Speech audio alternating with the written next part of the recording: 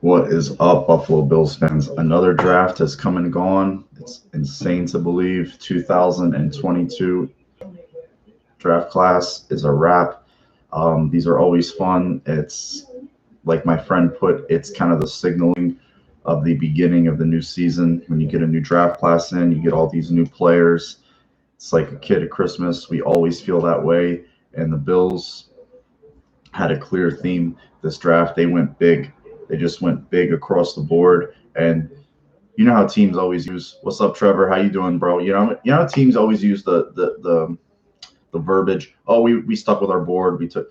You know how the Bills stuck with their board. They're like, we take a tackle. We're gonna take another tackle. Oh, we took a defensive end in the first round. Guess what? That thing that we worked so hard on says we take this up. We take this guy. Bean said a few interesting things. He said there was a trade, but Basham was there. They stuck with it. They took Basham. He also said there was potential for another trade. They said, no, we're going to keep it. They added another pick this year because of the way undrafted free agency is. They said they wanted to just have the ability to take a guy as opposed to try to compete for him on the free agency block. Um, yeah, but I also think it reflects their own team. I mean, we sat here all season, Trevor, and said, how this team cannot get to the quarterback. They can't, when they do get to the quarterback, they can't finish the quarterback. I mean, even in that playoff game against the Colts, Philip Rivers was back there just, and I know the Colts have a good offensive line, but that's Philip Rivers. Guy's a statue. You can't get home against Philip Rivers, the kind of quarterbacks you face in this league now. You got to be able to make them move, make them uncomfortable.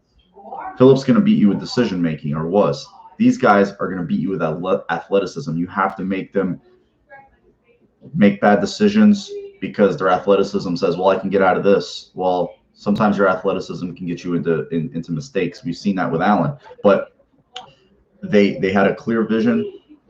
They didn't play favorites. They weren't beholden to anything that they've done in free agency. What's up, crazy killer? How you doing?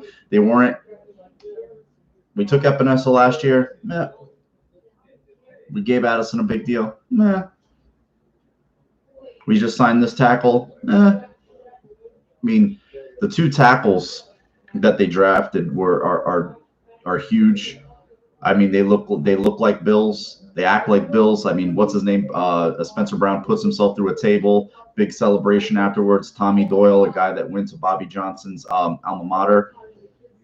A guy he went personally to his workout. These are just not going to say they're projects, but yeah, we need pressure. We need pressure. We need guys who can get to quarterbacks, that can harass quarterbacks, that can bat passes down, guys that just cause disruption across the board. And I'm not saying our last group was totally inept, but there was times there where, like, look, you have to be able to at least get home, beat a guy clean off the line, push a pocket, get a lineman back in the QB space. And I think with this group now, I think Basham, I'll go on record and say I think Basham's going to have a quicker impact than Rousseau, but I think Rousseau has, all the tools to be able to do something huge if he works hard, puts his mind to it. And you know how this coaching staff is. You know the kind of players that they bring into the building. There's a clear track record, a clear vision. They don't play games. They don't play favorites, like I said before. Guys have to earn their way on the field. Guys are not going to get handed hall passes onto the field. Oh, you're our first round pick. You get on the field. Oh, you're our second round pick. Day one starter off the bus for you. No. These guys are going to have to earn it. Read some of the comments. Johnny Utah, we need Epinesa. Daryl Johnson to take a big leap. Epinesa more so than Johnson, but definitely Epinesa. And I'll stand by what I've said about him, about his body comp. That's a big deal to ask a man that size to change his body composition. Did not draft what I was expecting, but solid with the present and the future. Yeah, present and future. There's a lot of money tied up in the defensive end group. Hughes, as we know, is in the last year of a deal, I think. Addison, it's a lot more easy to release, even this year, but definitely next year. So it's a big group. It's a big chunk of money, and you have Epinesa. We know how they like to rotate defensive linemen. They're not gonna we have a shortage there anymore. And you get Star back in that group. So if you look at it, they've added, they've added 4 guys. Carolina guy, similar to body type with the ends. He would have he led the Bills in sacks with 5, or he would have been tied with the Bills lead in sacks with 5 as a rotation player. Then they add these 2. Then you get Star back. So our group now is a lot more diverse. They're a lot more athletic. They're a lot bigger. So I mean, I think we're going to look at a defensive line. It's going to tip a lot of passes this year. That's going to, cause a lot more disruption up front. There's going to be a lot of scrambling around by defensive lines. Who do I got? Who do I got? Who do I pick up? There's going to be a lot of chaos up front. They just went big. And the reason I say they stuck to their board, and I normally just think that's organization speak, just bookending 2 picks like that in your top 4 rounds is very rare. I've never seen that. Never. First, second, never. Third, fourth, maybe, but they did it twice. Hey, Utz, what's up, man? Was hoping for a rangy cover linebacker like Dylan Moses, but I guess they felt like, yeah, he made it all the way down to undrafted free agency. So I think he had an injury issue, I believe. And the way the medicals work, they couldn't look at the guys the way that they wanted to. Crazy Killer, do you think we signed somebody? Oh, definitely. I mean, 4 months and change before a season starts. There'll be additions, man. I never get worried about, oh, we didn't get this, we didn't get that. There's so much more time to add, and the Bills are a prime spot now for a veteran that gets released. Like, hey, I want to go to a winning place. If you attach yourself to winning, you're a part of a winning team. You get a chance to make bank if you become a free agent next year. That's the way they look at it, and the Bills are a prime spot. McDazaholic, I think we drafted 2 guys so we could save money next year, could possibly trade Williams. I don't know if they trade Williams, but what I think they do next year, if you look at it, they drafted Jack Anderson in the last round. They have Feliciano. They have Ford, who I think now is a tried and true guard. They brought back Ike Bucker. So they have that group in the middle. They have Mitch Morse. They have Ryan Bates.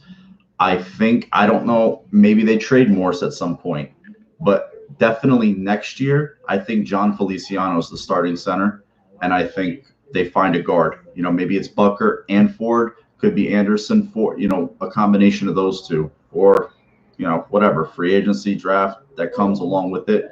But I think the 2 tackles stay for at least 2 to 3 years, and then the offensive line flushes out the way I just said, because that's where they're going to save the most money, is by the Morse release or trade this year or release next year, and Feliciano becomes the center. We've seen him play center. He didn't miss a beat. So that's just my opinion.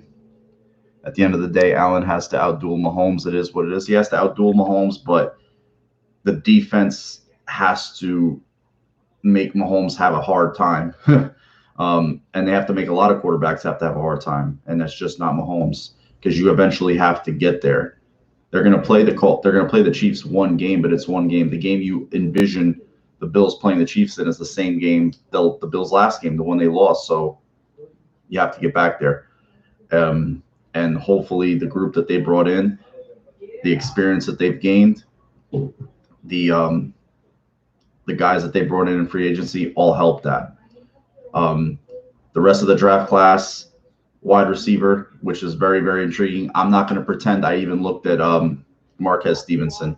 I knew the name, really didn't look much about him. I was more Anthony Schwartz guy. I had an idea he would go low second, third, but you guys were watching. He got taken right by Cleveland. But I was looking a little bit at, obviously, Stevenson's story. He's definitely a burner. A little bit smaller, but he's not a midget, and he's a burner. He gets in space and he goes. Oh, definitely. And this guy can just add another dimension to the offense. He can definitely come in.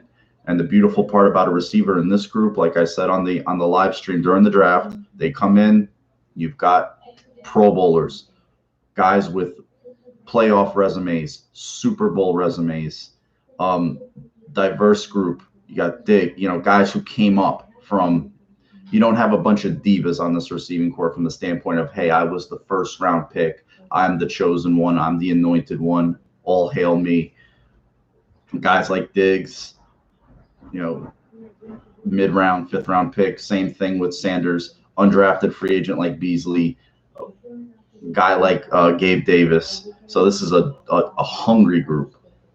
Just a group of dogs. And you get a guy like Stevenson, a guy like McKenzie in there, and you just really have a lot of different skill sets. There's not that big skyscraper there, but they have a lot of guys who can cause coverages a lot of problems, and they're craftsman route runners. Definitely the top three are. Crazy Killer, you live in Buffalo. Man, love the. No, I've never been there, Crazy Killer. Do you think Eric Washington is to blame for the line last year? I think Eric Washington had a hard job. He's coming into a new job, doesn't get to spend any time with them in veteran mini camp, OTAs. There's none of that. There's just hey, get to the facility and we'll just figure this out as we go along. That's what they did. So they get into the building and they just go. He's meeting all these guys for the first time in person. Zooms don't count. Okay. You don't learn anything from a person on a Zoom. You need to, feel their energy. What are they like? How do they communicate? All that different sort of stuff. Interpersonal skills. He gets none of that. He doesn't have stars part of the group. Has to deal with a rookie, in Epinesa who changed his body composition, ended up losing too much weight, went down from low 280s all the way down to high 240s. That's way too much. And it was, a big ask. There was injuries, guys coming back from injuries like Harrison Phillips. Ed Oliver had a little bit of a knee, didn't get back to him looking somewhat like himself till later in the year. It was a hard ask for him. Not having him hurt badly. It hurt the whole defensive line group. Now we see how underappreciated he truly was and is. And he's a guy, he'll take up his roughly like 35% of the snaps in game and allow guys to play their natural positions. And then we'll see all kinds of crazy stuff. We'll see Basham, we'll see Rousseau, we'll see Epinesa, Hughes, Oliver, all different sorts of combinations. Kind of the way the hockey lines are. I think that's the way the Bills will roll their defensive line through. My friend did a body comp for him, and some of you guys remember it, some of you guys will. Jason Taylor, in terms of his length, his size, definitely Jason Taylor. He reminds me of a lot of Jason Taylor, former Miami Dolphin, gave the Bills hell, but he has that same length, that same lanky, long. He's a little bit natural. He's naturally bigger than Taylor was. His huge fucking hands, and defensive ends with big hands. Again, patting passes down, swatting at balls on the quarterback's hands, forcing fumbles, punching balls out. They can do a number of things, as opposed to a guy who's got shorter arms. He can't get into the lineman right away. Lineman gets hands on him first. First man wins generally. Low man definitely wins. Do I think Moss should start? As far as the running backs go, I think the Bills just have a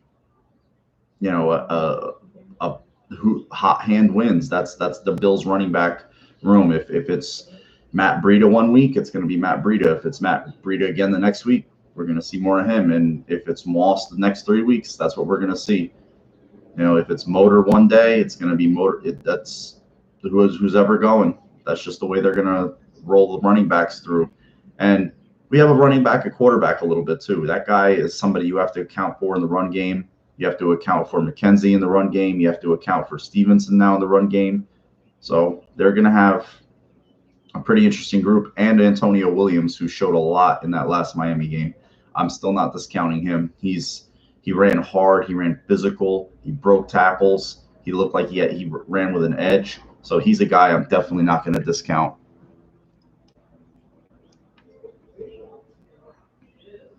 And having a, yep, you said it, having the fans that didn't get to see that season, a season of that quality, that magnitude, um, record-setting season, 2 playoff games. That what's up, Damager? How you doing? That season, it, for the Bills to win 13 games basically with no fans, and then to have a good home record, it would have been insane. That's it, it's going to add a huge advantage. And then you got these young quarterbacks who didn't experience what it's like to have a rockin', now Highmark Stadium. It's gonna be crazy. You're gonna have basically Tua, Mac Jones, Cam Newton, and Zach Wilson, who are gonna really experience what Bills fans can be like. And cheering for this team, it's gonna be insane. It's gonna be insane. There's no limit to what can happen now, and that's gonna help the defense immensely. The Bills fans are truly the 12th man on defense. They really are. The amount of noise they make, just the amount of disruption they can cause,